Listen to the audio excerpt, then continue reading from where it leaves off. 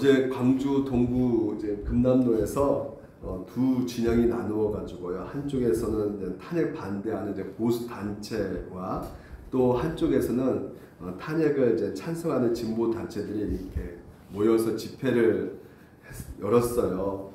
그러니까 두 진영이 다 모인 이유는 갈등과 분열이 아니라 통합과 화합을 위해서 모였다고 이렇게 했는데 경찰이 이제 대규모 집회 가운데 돌발 사항이 일어날 것을 미리 대비해서 둘이 이제 마주치지 않도록 이 금남로를 가로짓는 차벽을 이렇게 세워놓고 이렇게 안전 관리를 보게 되면 화합과 통합이 아닌 갈등과 분열이 여전히 있음을 보여주는 집회였던 것 같다는 생각을 해보게 되었어요.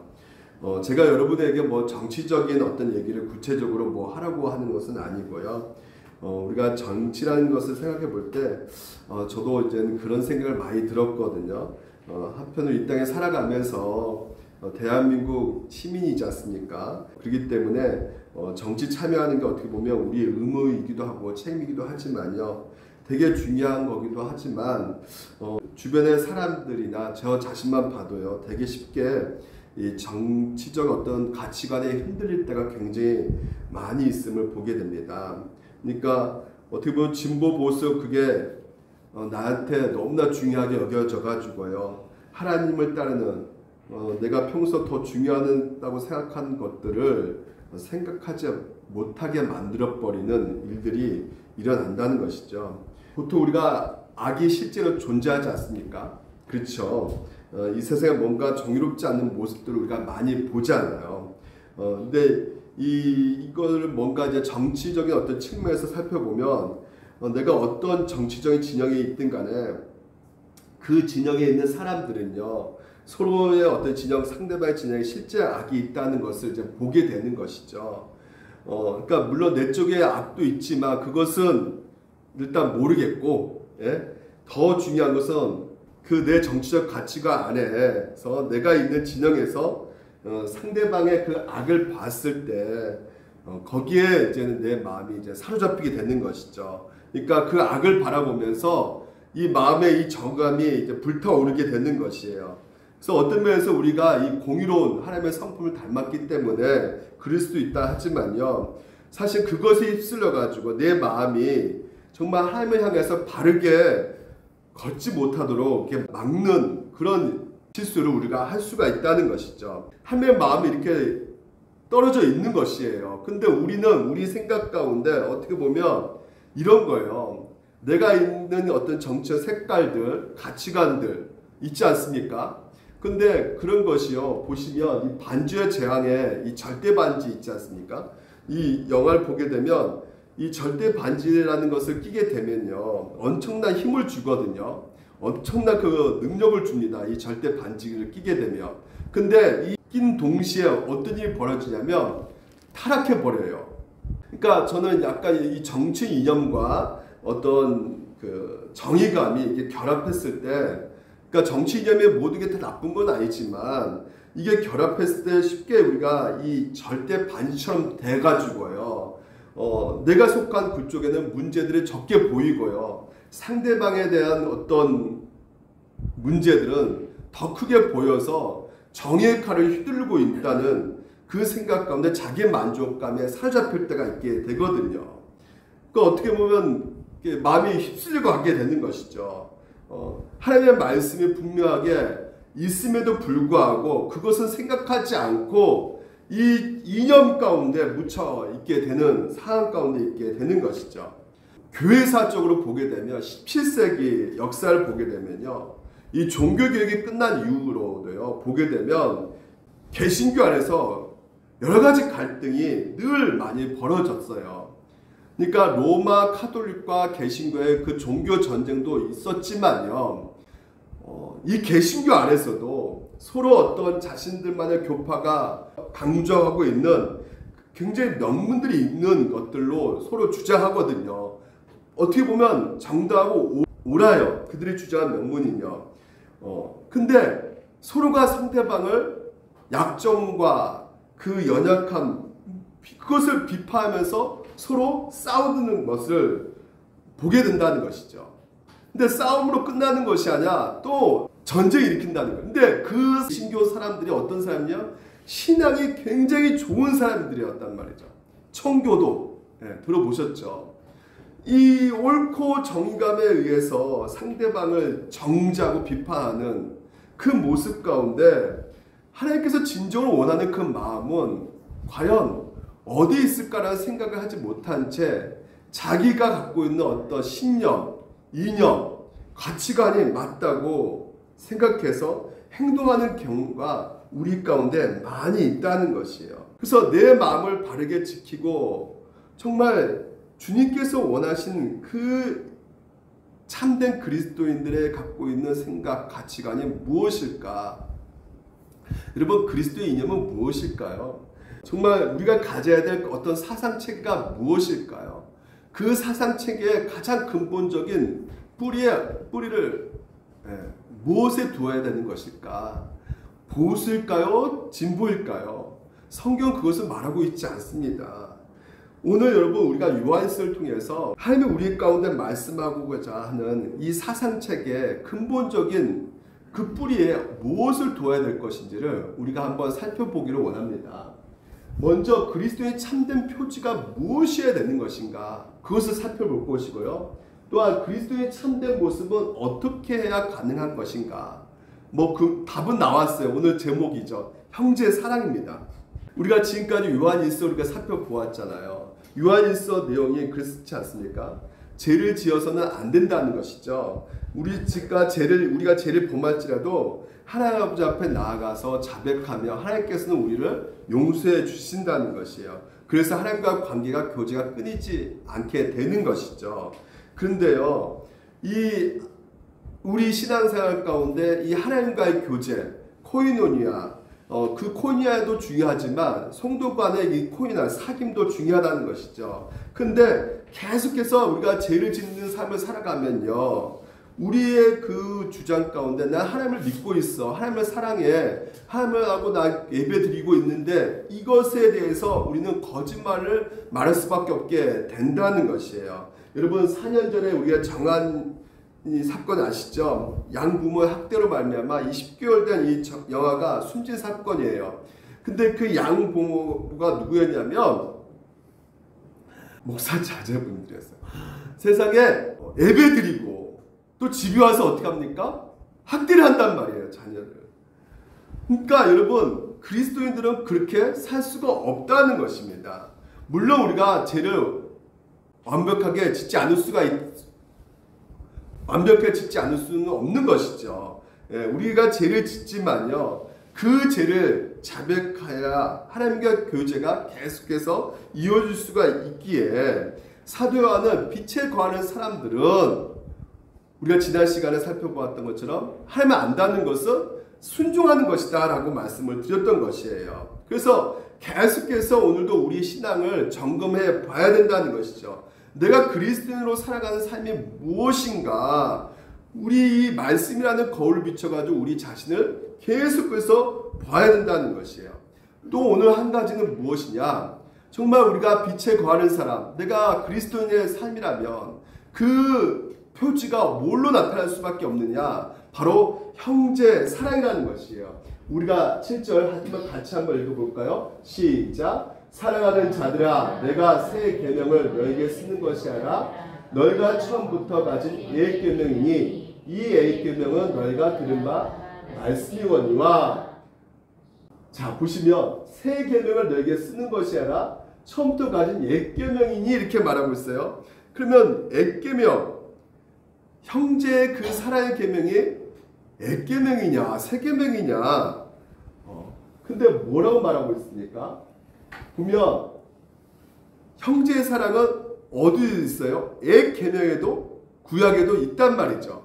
이스라엘 사람들을 하나님께서 시내산에 그리고 그 광야 가운데 이끌어가는 상황 속에서 시내산에서 하나님께서 율법을 주십니다. 그 계명 가운데 형제의 사랑을 말해주고 있단 말이죠. 레위기 19장에 보게 되면 너는 내 형제를 마음으로 뭐라고요? 미워하지 말라는 것이에요. 내 이웃을 반드시 견책하라. 그러면 너가 그에 대해서 죄를 담당하지 아니니. 19절도 원수를 갚지 말며 동포를 원망하지 말며 내 이웃 사랑을 너 자신같이 사랑하라. 나는 요한이라 그랬어요. 그러니까 옛 계명에도 형제 사랑이 있어요. 그렇죠? 형제 사랑이 있고 또한 새 계명에도 형제 사랑이 있어요. 자, 요한복음 13절 보게 되면 예수님께서 유월절 만찬 가운데 이 제자들 발을시켜 주면서 이렇게 말합니다. 새 계명을 너에게 주노니 서로 사랑하라는 것이에요. 내가 너희를 사랑한 것 같이 너희도 서로 사랑하라고 말씀하고 있는 것입니다. 그래야지만이 모든 사람이 너희가 내 제자인 줄을 안다고 말을 하고 있어요. 그러니까 구약시대 그 하나님께서 시대사에서 계명을 주신 그 율법, 그것이 바로 형제 사랑은 어때요? 내 이웃 사랑을 내 자신과 같이 사랑하는 것이었고, 새 계명은 놀랍게도 추가된 것이 있는데 그것이 무엇일까요? 바로 내가 너희를 사랑한 같이 너희도 사랑하라는 거야. 그러니까 하나님께서 야 너희도 서로 사랑해? 그냥 무작정 명령하신 것이 아니라 먼저 뭐라고 말하고 있어요? 하나님은 은혜를 말하고 있죠. 내가 너희를 사랑한 것을 기억해라. 내가 너희를 얼마나 사랑한 건지를 좀 알아라 말씀하시면서 그 은혜를 알고 너희도 서로 사랑하라고 말씀하고 있는 것입니다. 다시 말해서 새 계명도 오늘 우리 가운데 주시는 그 형제 사랑, 그 사랑 가운데 분명한 것은 예수님께서 오늘도 우리 가운데 그 사랑을 보여주셨다는 것이에요. 샘플로 보여주셨다는 것이죠. 그래서 예수님께서 어떻게 사랑하십니까? 자기를 배반한 유다를 사랑하셨단 말이에요. 보통 여러분 얻을 것이 있는 대상을 사랑하죠. 그렇지 않습니까? 누군가를 사랑할 때 뭔가 얻을 것이 있기 때문에 사랑하죠. 없다면 사랑하기가 굉장히 힘들어지고요. 그리고 포기할 수도 있어요. 그 어떤 여인의 아름다움을 보고 내가 사랑에 빠졌다? 그것도 뭡니까? 심리적으로 내가 그 아름다움을 보면서 느껴지는 그 만족감이 있거든요. 그러니까 나에게 주어지는 것이 있단 말이죠. 요즘에 뭐 젊은 청년들이 보는 나는 솔로라는 그 프로그램을 보니까 그 좋아하는 어떤 이상형을 말할 때 죄다 어때요? 지적이고 대화가 잘 되고 뭐 성품도 좋고 뭐 이런, 그러니까 보게 되면 그 삶을 통해서 내가 얻는 것만 말을 하고 있단 말이에요. 그러니까 내가 사랑해도 얻을 게 없다면 그것이 좀처럼 사랑할 수가 없게 되는 것이죠. 근데 유다는요 어떤 사람이었습니까? 예수님이 사랑받을 어떤 그런 얻을 그런 어떤 것도 없다면 오히려 얻는 것이 배신밖에 없었어요. 근데 예수님께서 유다를 끝까지 사랑하셨습니다. 배신할 것을 알면서도 사랑해 주셨단 말이죠. 발을 씻겨 주셨단 말이에요. 그러니까 그분이 우리를 필요에 따라서 사랑하지 않는다는 것을 우리 가운데 유다를 통해서 우리에게 보여주고 있거든요. 있는 그대로 모습, 조건 없이 하나님께서 우리를 사랑하고 계신다는 것을 예수님 통해서 우리 가운데 알려주고 있는 것입니다. 그래서 우리가 서로 이렇게 사랑하기를 배우고요. 서로 그렇게 사랑하라고 말씀하고 계신 그 가운데 오늘도 여러분 우리가 보고 있는 눈 가운데 분명히 말하고 있죠. 모든 사람이 너희가 내 제자인 줄을 알리라. 뭐 할 때요? 서로 사랑할 때 내 제자인 줄을 알게 된다는 것이에요. 우리는 서로 어떻습니까? 받아주지 않고 우리가 어저께도 본 것처럼 두 진영 가운데 싸우고 뭐 거기서 예배도 드리면서 찬양도 부르지만 서로 미워하는 모습 속에서는 예수님의 제자라고 믿지 않는단 말이죠. 오히려 예수 믿는 사람이 왜 저래? 이런 평가를 받게 된다는 것이죠. 왜요? 서로 미워하게 되면 미워한 자는 뭐라고 말합니까? 오늘 11절 말씀에 어둠에 있기 때문에 그렇다는 것이에요. 어둠에 있다는 것은 결국은 내가 가고 있는 그 길이요 모른다는 것이에요. 뭐가 뭔지도 모르고 내 삶의 지배한 원리가 무엇인지도 모르고 삶의 지향하는 목적도 무엇인지도 모르고 그냥 걸어간다는 거예요. 근데 신자는 분명히 알 수가 있죠. 내가 왜 살아가는 겁니까? 예수 그리스도 신앙 고백서에 이 문에 정확히 나와 있죠. 왜요? 하나님을 영화롭게 하기 위해서 우리가 살아가는 인생 목적이란 말이에요. 그러니까 우리의 목적은 분명히 있어요. 근데 우리가 이 미워하게 되면 어둠 속에 있어서 우리의 삶의 방향과 목적을 완전히 모르는, 그래서 그 어둠이 어떻게 해요? 우리의 눈을 멀게 한다는 것이죠. 그러니까 보수, 진보 다 좋은 것인데 우리 시각을 왜곡시켜서 보게 한단 말이죠. 뭐가? 미움이요, 미움. 이 미움이 그렇다는 것이에요. 그래서 눈을 멀게 해서 분별할 수 없게 만든다는 것입니다. 싸움 가운데, 전쟁 가운데 우리 자신을 비참한 속에 놓여지게 만든다는 것이에요. 그래서 우리가 한마디로 영적 소경이 될 수가 있다고 말을 하고 있는 것입니다. 갈 곳을 잊어버리게 만든단 말이에요. 그래서 단 한 가지 소망이 있다면 무엇일까요? 예수 그리스도께서 이 땅 가운데 오셔서 우리 눈을 열어주시면 되는 것이죠. 그게 뭘까요? 형제의 사랑이란 말이에요. 예수님께서 오늘도 우리 가운데 오셔서 아무 소망 없는 우리들을 향해서 사랑할 때 어디에 거한다고요?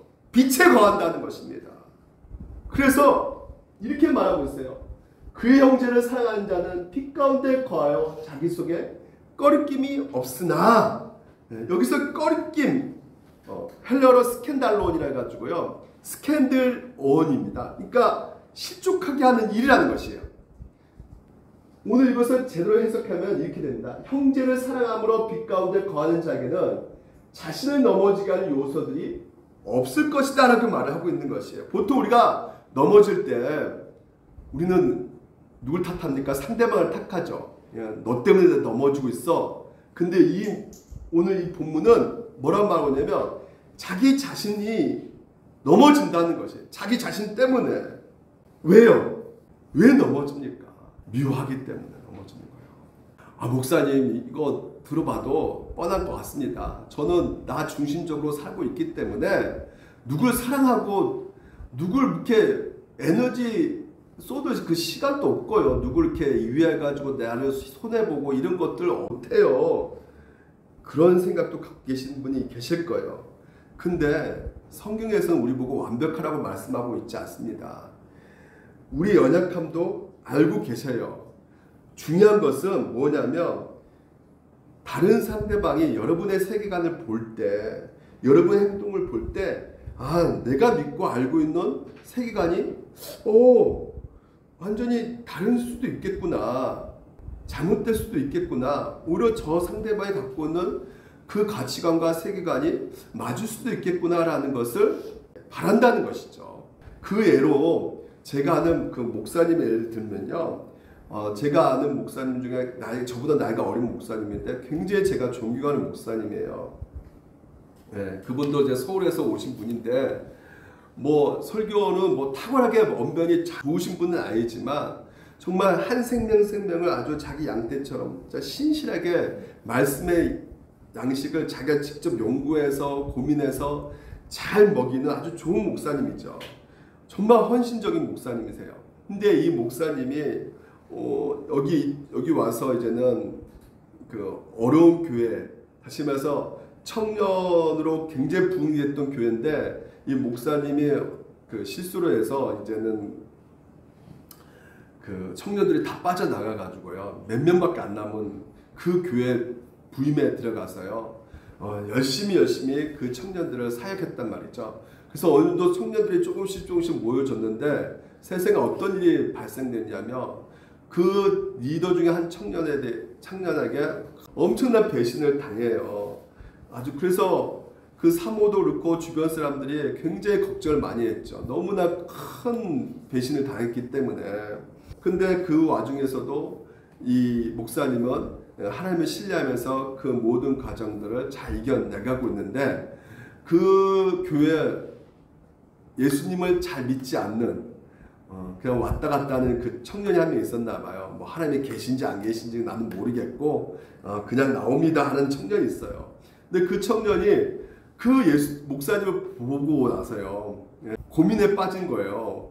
왜냐면 나 같으면 저 정도 이렇게 배신다 그러면 진짜 그 상대방을 욕할 것이고 미워할 것인데 전혀 그런 모습이 보이지 않는다는 것이죠. 그래서 어느 순간에 물어봤다는 거예요. 목사님 진짜 괜찮으세요? 물어봤더니 이 목사님께서 내 마음은 그래도 좀 아프지만 나를 위해서 죽으신 분, 그분께서 오늘도 일상의 어떤 배신 가운데서 나를 받아주시고 나를 사랑해 주시는 분이 계시기 때문에 내가 조금이라도 숨을 쉴 수가 있어 라고 이렇게 말을 했다고 해요. 그 대답을 듣는 이 청년이 충격을 받아가지고요, 단순히 사랑이 많은 목사가 아니라 이 목사가 무슨 생각을 가지고 정말 움직이고 있는 것인가, 어떻게 그런 생각을 가질까, 어떤 사상을 갖고 있을까, 점차적으로 자기가 갖고 있는 세계관에 의심이 이제 품기 시작하게 된 것이란 말이죠.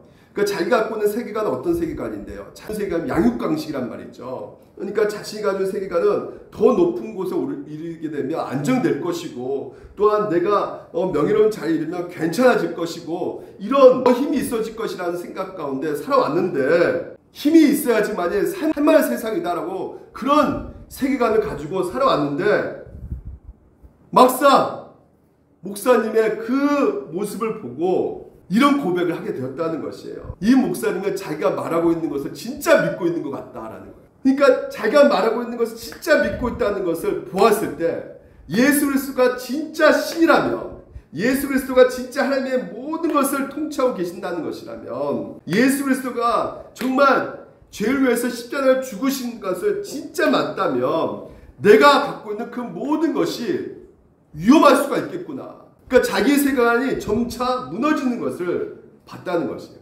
목사님의 그 말도 안 되는 그 사랑을 볼 때, 이 이야기가 진짜 목사님 얘기가 진짜 맞을지도 모르겠구나. 그러니까 자기 안에 두려움이 휩싸인 것이죠. 정말 신이 계시는 건가. 그리고 몇 달 지나서 이 청년이 세례를 받았다고 합니다. 우리 교회도요, 어떤 교회가 되어야 되느냐, 답이 나온 거예요. 뭐 예배당 크게 짓는 거 있고, 사람 수 많이 불러놔가지고 뭐 전도지 돌리고 막, 이것도 어느 정도 필요하겠죠. 하지만 오늘 우리 물된 동서교회에서 가장 중요한 것이 무엇이냐? 바로 무엇일까요? 바로 서로 사랑하는 공동체를 세우는 것입니다. 이게 우리의 목표예요. 왜 그랬습니까? 그리스도인들끼리, 제자들끼리 서로 사랑하는 것이야말로 기독교의 최후의 변증이기 때문에 그렇습니다. 기독교가 무엇이냐? 라고 말했을 때 바로 그것이 사랑이라는 것이에요. 그리스도의 표준으로서 반드시 나타낼 것이 바로 사랑입니다. 그러니까 진보냐 보수냐, 그 사상체계 안에 근본 뿌리가 사랑이 되지 않는다면 어둠에 거할 수밖에 없는 것이에요. 같이 한번 읽어볼까? 시작. 빛 가운데 있다 하면서 그의 형제를 미워하는 자는 지금까지 뭐예요? 어둠에 있는 자란 말이에요. 영적 소경에 있단 말이죠. 자기는 빛 가운데 있다 생각하지만, 자기는 정당하고 자기는 공의롭고 자기는 맞다고 생각하지만, 형제를 미워하면 그 자체부터가 뭐가 되는 겁니까? 어둠 속에 있는 것이란 말이죠. 그러니까 우리가 얼마나 심각한 위협에 있다는 것을 생각해 볼 필요가 있는 것이에요. 우리가 지속적으로 복음을 듣지 않습니까? 지금도 매주마다 예수 그리스도가 행하신 일이 무엇인가를 우리가 늘 듣고 있단 말이죠. 십자가에서 흘리신 피가 오늘 우리 가운데 어떤 유익을 주는지를 우리가 듣고 있어요. 근데 오늘 그분께서 우리에게 사랑을 베푸실 뿐만 아니라 우리 보고 뭐라고 말씀하시냐면 서로 사랑하라고 말씀하고 있단 말이죠. 근데 그 말씀을 들을 때 우리가 부담을 느낄 수밖에 없는 그 이유가 무엇일까요? 사랑은 느낌이 아니거든요. 사랑은 말로만 하는 것이 아니거든요. 사랑은 뭐예요? 뭐가 따를 수밖에 없어요? 대가지불이 올 수밖에 없는 거죠. 손해를 보게 되고요, 그 상대방을 위해서 나를 내어드려야 되는 것이죠. 시간도 줘야 되고 물질도 드려야 되고 이런 것들을 내어줘야 되기 때문에, 그렇기 때문에 뭐예요? 자기 중심성, 자기의 어떤 자존심, 자기 부인의 삶을 내놓을 수밖에 없는 거예요. 자기 부인의 삶이 오늘 우리 가운데 나타날 수밖에 없게 되는 것이죠. 그래서 우리 안에 부담이 생길 수밖에 없는 것입니다. 그래서 이런 문제를 일으키는 것이에요. 그 달라스 신학자가요, 이런 말 합니다. 예수께서 우리에게 행하신 일들은 굉장히 좋지만 주님의 명령에 순종하지 않는 사람들 향해서 이렇게 말을 하고 있어요. 부디 당신 피가 조금 필요합니다. 그러니까 어떤 사람이냐면 뱀파이어 크리스찬 이렇게 이 사람은 말하고 있거든요. 그러니까 뱀파이어 크리스찬은 어떻게 말하고 있냐면 당신의 피가 조금 필요합니다. 하지만 당신이 제자가 되거나 당신의 성품을 닮은 마음은 없어요. 솔직히 제가 인생을 지키는 동안 좀 못 본 척 해주시면 안 되겠습니까? 천국에서 뵙겠습니다. 이런 것이죠. 그러니까 예수님 당신의 피가 필요합니다. 언제 때? 제가 죄책감 느낄 때. 그래서 죄책감 안 느낄 정도로 당신의 피가 필요합니다. 그리고 앞으로 내가 어떤 죄를 지을 계획을 가지고 있는데 이 죄를 지어도 나를 버리지 않고 그 다음에 나를 용서해 줄 거라는 내적 확신이 들 만큼만 당신이 그 피가 필요한다는 거예요. 그래서 그러나 피는 필요하지만 당신과 더불어서 함께 십자가를 지고 피를 흘리라고 말씀하지 말아달라는 거예요. 뱀파이어 크리스찬. 오늘 여러분 우리가 형제 사랑 이것을 우리가 추구하지 않으면요. 오늘도 우리의 모든 사상 체계 가운데 그 뿌리가 사랑에 두지 않게 되면요. 엄청난 큰 문제가 생기는 것이 오늘도 우리에게 주신 이 복음이 예수의 피 가장 값진 것이거든요. 오늘 여러분 가운데 최고의 선물이 무엇입니까? 최고의 가치가 무엇입니까? 예수 그리스도의 피입니다. 근데 이런 피 들어도 어떤 반응이 보일까요? 그 피가 뭐가 중요해? 지루하게 느껴진단 말이죠. 그냥 뜬금 잠든 소리 같이 들려진단 말이죠. 그렇다면 오늘도 제가 이렇게 말씀드리며 제 자신도요. 여전히 내가 뱀파이어 크리스찬의 모습이 있단 말이에요. 그러면 어떻게 하면 될까? 어떻게 해야지만이 정말 형제를 희생적으로 사랑할 수 있을까? 정말 그리스도의 참된 표지 그 형제 사랑을 어떻게 하면 이룰 수가 있을까? 어떻게 가능할까요? 누가복음 15장에 첫째 아들의 그 모습 가운데 우리가 살펴볼 수가 있습니다. 누가복음 15장 여러분 아시죠? 탕자 이야기입니다. 두 아들이 있는데 둘째 아들은 아버지 앞에 나아가서 유산 달라고 해가지고 그것을 다 탕진하고 옵니다. 그 아버지는 다 탕진해가지고 망가진 그 아들을 받아들여요. 그리고 용서해주죠. 그리고 심지어 잔치까지 열어줍니다. 그 잔치상 열어주는 그 상황 속에서 이 첫째 아들이 밭에서 일을 하고 있는데 그 소리를 들어요. 잔치가 열어졌다고. 그때 어떤 반응을 보입니까? 그가 놓아요. 분노가 일어나는 것이. 첫째 아들이 분노를 일으킵니다. 그러면서 29절에 아버지께 대답하여 이르되 여기서 빠진 그 원어를 보게 되면 단어가 여보셔예요.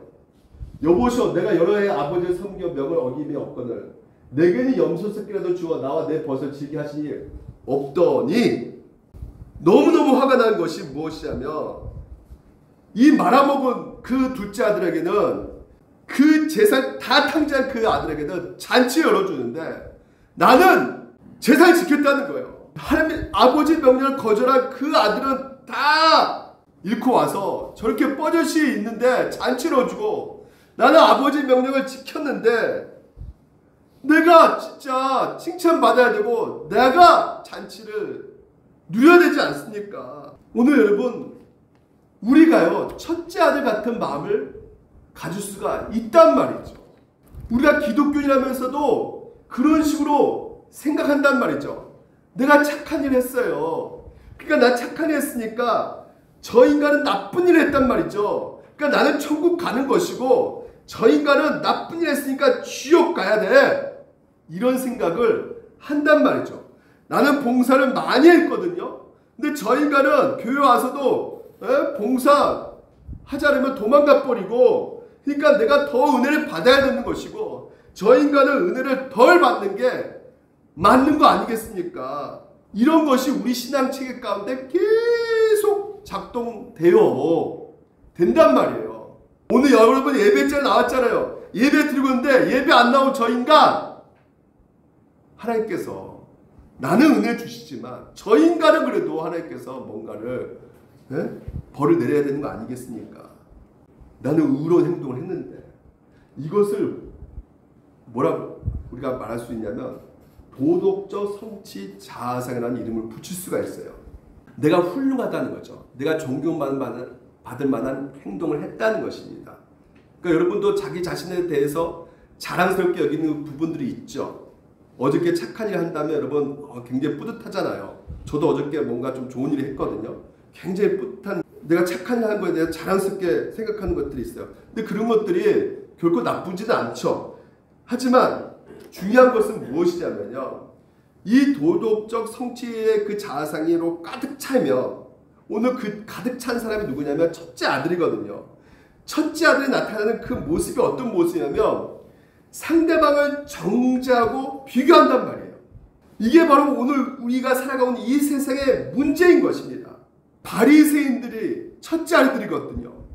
아주 신앙생활 가운데 경건한 모습을 갖고 있었단 말이에요. 도덕적으로 선하고 율법적으로 잘 지키고 깨끗한 삶을 살았던 사람이 이 바리새인. 근데 이렇게 괜찮은 사람들이 예수님께서는요 그렇게 부르고 있지 않는 거예요. 뭐라 부릅니까? 독사의 새끼들하는 거예요. 왜? 자기가 어렵다고 얘기해요. 예수님은 어떤 분이셨습니까? 예수님은 율법을 바리새인보다 더 잘 지켰죠. 퍼펙트하게 지키는 분이 예수님이셨어요. 근데 이 바리새인들은 이 도덕적, 나는 깨끗한데, 나는 의로운데, 나는 정당한데 너 인간들은 쓰레기야 하면서 정죄해버려요. 비교하면서 차별을 둔단 말이죠. 근데 예수님은 똑같이 바리새인도 율법을 지키고 예수님도 율법을 지켰는데 예수님이 율법을 더 완벽하게 지켰어요. 근데 예수님이 율법을 완벽하게 지킨 그분은 어떤 모습이었느냐? 모든 세리와 죄인들의 말씀을 들어 가까이 나오니 바리새인과 서기관들은 숨거리되 이 사람이 죄인을 영접하고 음식을 같이 먹는다더라. 이 바리새인은 저런 쓰레기 죄인들 저리 가! 이렇게 보고 있지만 예수님은 어떻게 하고 있어요? 감을 갔다 온 사람, 병든 사람, 상처가 있는 사람, 성적으로 타락한 사람들 같이 어떻게 합니까? 식탁교제를 했단 말이죠. 그러니까 둘째 아들의 모습이 바로 세리와 죄인들의 모습이었단 말이에요. 그 당시에도 그렇게 타락했던 사람들, 그 사람들, 아무런 소망이 없는 사람들을 기꺼이 예수님께서 만나주셨단 말이에요. 오늘 여러분, 우리는 어떻습니까?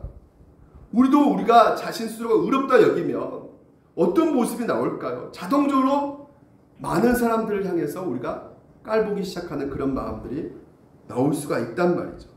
저도요 그랬단 말이죠. 목사잖아요. 오늘도 윤리적으로 도덕적으로 깨끗하고 살려고 하는 그 마음들 가운데 있는데 이것이요 어느 순간에 내가 너보다 좀 더 나은 삶을 살고 있지, 내가 예수 믿고 있으니까 너희들은 지옥의 땔감이야 하면서 상대방을 더욱더 우리 자신, 나 스스로가 우월감에 사로잡혀가지고 무시하는 경우가 내 안에 가운데 있단 말이에요. 그러니까 누군가 비난하고 누군가를 이렇게 정죄하는 것이 작은 모습이라고 생각할 수 있겠지만요, 이게 점점점 더 커지잖아요. 이게 점점 더 커져가면 커져갈수록 어떤 일이 벌어지느냐? 전쟁이 일어난다는 거예요. 싸움이 일어난다는 것이에요. 그래서 기독교 전쟁, 종교 전쟁 왜 일어나는 것인가? 그래서 많은 분들이 기독교가 중세 시대 때 이 기독교가 전쟁 일으켜가지고 근대사도 기독교가 전쟁 일으켜가지고 이런 기독교 내가 믿을 수가 없다. 이거 어떻게 전쟁이 거기서 속출하냐? 이렇게 생각할 수 있겠지만 여러분, 세상의 전쟁은 종교 때문에 생길 수도 있지만 또 뭐 때문에도 생겨요? 복합적 이유가 다 있단 말이에요. 인간의 죄인이다 보니까 이념 때문에도 생긴단 말이에요. 전쟁이. 공산주의 기본 시초가 기독교 아닙니다. 그럼 무신론이에요. 공산주의는요. 근데 공산주의가 얼마나 많은 사람을 죽였습니까? 히틀러 한번 생각해 보세요. 히틀러가 뭐 기독교입니까? 정치인이에요. 근데 종교 말고도 다른 이념과 정치 이런 것들을 복합적으로 작용돼서 얼마나 많은 전쟁과 싸움이 이 현실 가운데 벌어지고 있냐 이거죠. 그러니까 우리가 정치에 조금이라도 관심 있다면 오늘도 우리가 눈에 보이는 현실 속에서 금방 느낄 수가 있을 거예요. 서로가 오른쪽 왼쪽 있는 사람 서로 혐오하잖아요. 막 눈에 보잖아요. 우리는 진보이고 우리는 가난한 자를 돕고 있고 인권을 위해서 노력하고 있고 소수자들을 동조하고 있는데 보수 꼴통들은 그것을 무시하고 멸시하고 혐오하고, 또 반대편 어떻습니까? 이런 우리는 노력했고 이렇게 성취했고 우리는 이렇게 많은 것들을 이 사업을 발달시켜가지고 국가를 발전시키기 위해서 이렇게 많은 힘들을 쏘아 부었는데 저희 좌파들은 그냥 탱탱탱탱 노는 사람들만 그러니까 맨날 세금 걷게 해가지고 약자들 돕는다고 돈을 다 낭비해버리고 하면서 어떻게 해요? 비난한단 말이죠. 싸운단 말이에요. 근데 이런 비난이요, 정치뿐만 아니라 연예인도 얼마나 많이 비난합니까? 심하게 비난하잖아요. 뭔가 상대방이 나한테 심리를 건들면 어떻게든지 상대방을 깎아내리려고 가혹하게 보응을 한단 말이죠. 근데 한번 우리가 생각해 보시기 바랍니다. 오늘 왜 하나님께서 형제 사랑을 얘기하고 있냐? 우리 안에 정말 죽는 날까지 연약함이 있어요, 없어요? 나 실수하지 않을 거야 라고 한 사람이 있습니까? 그렇게 돼요? 나는 진짜 잘못도 하지 않을 거야 한 사람이 있습니까? 정말 우리 스스로 정직하다면 절대 우리는 그렇게 살 수가 없다는 것이죠. 저도요 30살 넘어서 진짜 이 세상과 사회가 명령하는 삶을 따라가 살았단 말이에요. 그래서 그 세상과 사회가 요구하는 그 삶을 따라가지 못한 사람들을 굉장히 무시했습니다. 왜 저런 것도 성취하지 못해? 그 은근히 마음에 무시하는 성향이 제 안에 너무나 가득 차 있었던 것이죠. 근데 점차적으로 복음을 들어보면 들어볼수록 제가 곰곰이 고민해 보니까 저는 진짜 좋은 부모 밑에서 자랐단 말이에요. 청소년기 이후부터 중산층 가정의 경제력을 누릴 수 있었던 저였어요. 그래서 좋은 친구도 만나고 좋은 선생님도 만나고, 그러니까 특별히 나쁜 짓을 저질 만한 그런 환경이 없었단 말이죠. 근데 만약에 어떤 사람은요 끔찍한 가정에서 학대받으면서 범죄에 쉽게 노출되어 가지고 돈도 없고 고통스러운 삶을 살았다면요, 제가 그 사람보다 더 나은 사람이라고 말할 수가 있을까요, 여러분? 환경 때문에 어쩔 수 없이 살아가는 사람들도 있단 말이죠. 그래서 여러분, 우리가 이 도덕적 성취 자살 끝까지 고수하잖아요. 그러면 내가 저 사람보다 훨씬 낫지, 저 사람 나보다 못하지, 이것이 멈추지 않을 것입니다. 그러니까 여러분, 오늘 우리가 어떤 자아상을 가져야 될 것인가, 이게 너무나 중요한 것이에요. 동상이 돌아왔어요. 오늘 첫째 아들의 문제가 무엇입니까? 동생이에요. 형제예요. 같은 핏줄입니다. 동생을 망각한단 말이죠. 동생이 돌아왔는데 네 동생이다. 근데 뭐예요? 이 첫째 아들 뭐라 생각합니까? 아버지 살림을 창녀들과 함께 삼켜버린 이 아들이에요. 내 동생이 아닙니다. 그냥 당신 아들이야. 진정한 그리스도인이라면, 오늘도 진정한 첫째 아들이라면 어떤 생각을 가질까요? 아버지 정말 마음이 아프시죠? 그렇게 아버지 유산 갖고 저렇게 나간 그 둘째 내 동생 밉지만, 아버지 알겠습니다. 제가 아버지가 계시고요, 내가 이 동생 찾아가지고 데리고 오겠습니다. 근데 어때요? 그러지 않고 있단 말이죠. 왜 그럴까요? 내 거 다 뺏기니까. 송아지 다 뺏기고, 첫 둘째 아들한테 재산도 또 나눠줘야 되잖아요. 또 뺏기고. 뭐가 더 자리에 차지하고 있는 것이에요? 그 마음 가운데 형제라는 것보다도 자기의 그 욕심, 자기의 어떤 욕망, 자기의 권력, 이런 것들이 꽉 차 있고 있기 때문에 형제라는 것을 보지 못하고 있단 말이에요. 그러니까 여전히 뭡니까? 상대방을 어떻게 해요? 정죄하는 모습 가운데 자신이 무엇이 잘못된 것도 모르고 자기가 우월한지 알고 상대방을 비교하고 고통을 주고 아픔을 준다는 것이죠. C.S. 루이스가 그 신문에 아주 흉악한 범죄 기사가 났다고 합시다. 근데 다음날 전날에 보던 내용이 전부 사실이 아니라거나 그렇게까지 악한 범죄는 아니라는 식으로 내용이 바뀌었다고 합시다. 그러면 당시 그때 정말 잘 됐군요, 그렇게까지 나는 나쁜 사람들이 아니라니 정말 다행이라는 생각이 먼저 듭니까? 우리가 나쁜 소식을 듣잖아요. 범죄 소식을 듣잖아요. 그때마다 길이 샌다는 생각이 들거나, 더 나아가 그 범죄를 정말 나쁜 놈이라 취급하는 더 없는 즐거움을 빼앗기고 싶지 않는 나머지 전날 쓰인 기사를 더 믿으라고 하시니까 누군가의 뒷담화하고 누군가 진짜 잘못된 것을 들었을 때 그 나쁜 얘기를 들었을 때 계속 뒷담화하는 그 내 모습 가운데 그게 사실이 아니었다고 판정 나더라도 이거 이 뒷담화 하는 재미가 그냥 사라졌네. 그래서 차라리 그 거짓말 그 기사 그걸 더 믿고 싶어 하는 거예요. 근데 그것이 뭐라 그래요? C.S. 루이스가 마귀가 되는 첫걸음이라는 것입니다. 여러분, 오늘 우리 신앙생활이 그럴 수가 있다는 것이에요. 오늘 우리의 자아상이 어떤 자아상이 되어야 겁니까? 바로 예수님을 바라보시기 바랍니다. 예수님이 어떠셨어요? 왕이십니다. 하늘의 보좌 위에 계신 분이세요. 그래서 그분이 맏아들로 오늘 우리 가운데 이 땅에 우리를 동생을 살리기 위해서 오셨단 말이에요. 성부 하나님께서 너 동생 이미 창세전에 택한 너 동생 끝까지 너가 사랑해야 돼. 네가 지켜줘야 돼.